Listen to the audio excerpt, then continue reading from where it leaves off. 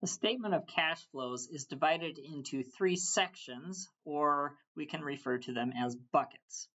Each cash transaction that we have in the business must be classified in one of these 3 areas. And they are operating, investing, and financing. Operating is our day-to-day operations, so things that happen every day, such as getting cash from customers, or paying our suppliers, or paying our employees.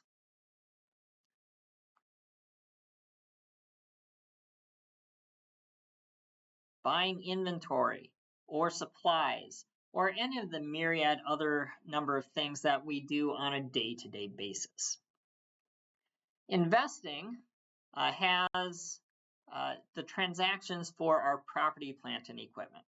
I know that when I said investing, you're probably thinking of like stocks and bonds and investments on Wall Street and things like that.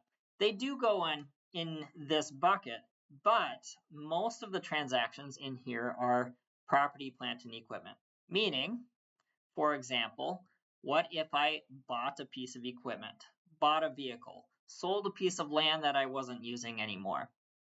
And that ends up being most of the transactions in this section. So it's property, plant, and equipment, both buying and selling.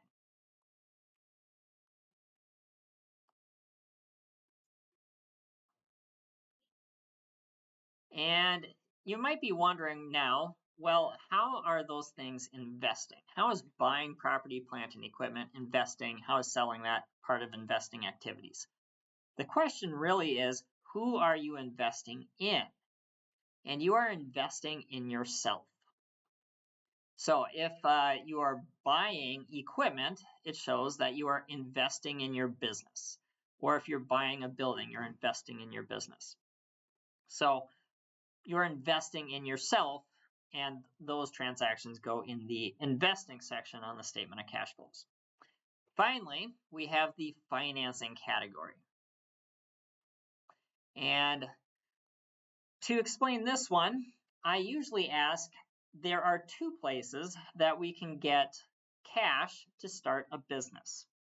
And what are those 2 places? If we wanted to start our high-tech business, one place we could have gotten the money is a bank. We could have gotten a business startup loan. So financing can be from a bank or other loans like that. And so the financing section is going to have everything to do with those bank loans. Usually these are long-term loans. So it's going to be getting the money from the loans and paying it back.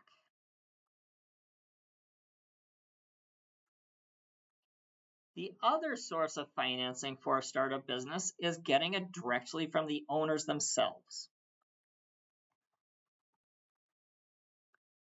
In this class, we have talked about owner contributions. So if we got money from the owner, that would go in here. If we paid back the owner, that also goes in the financing section. In a sole proprietorship, paying back the owner is referred to as drawings.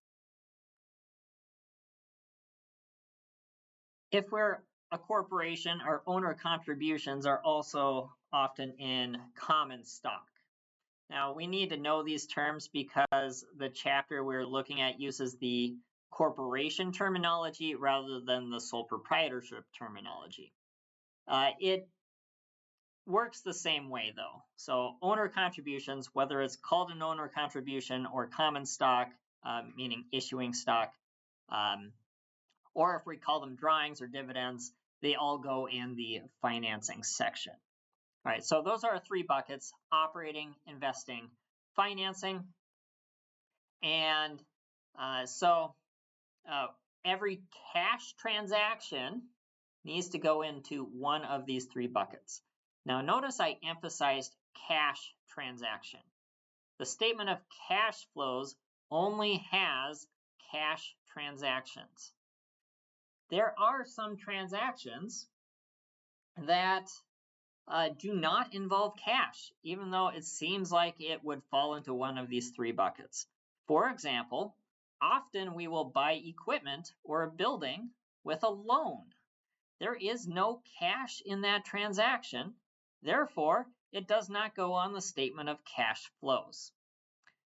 That being said, that would be an important transaction. If our investors wanted to know, hey, did you buy any big stuff with loans this year? And we'd say yes, but it doesn't show up on the statement of cash flows. Instead, what we have to do is we need to add a table down at the end of the statement of cash flows called the significant non-cash transactions. So even though it doesn't end up in the statement of cash flows because there is no cash, we still need to put it in this separate table for important or significant transactions. So if we do end up with those things, we have to disclose it, but we don't put it as part of our cash transactions. So when you're doing homework, pay attention to all of those things. Only include the cash transactions. And if it says we bought this with a loan, make sure that goes down in the other significant non-cash transactions table.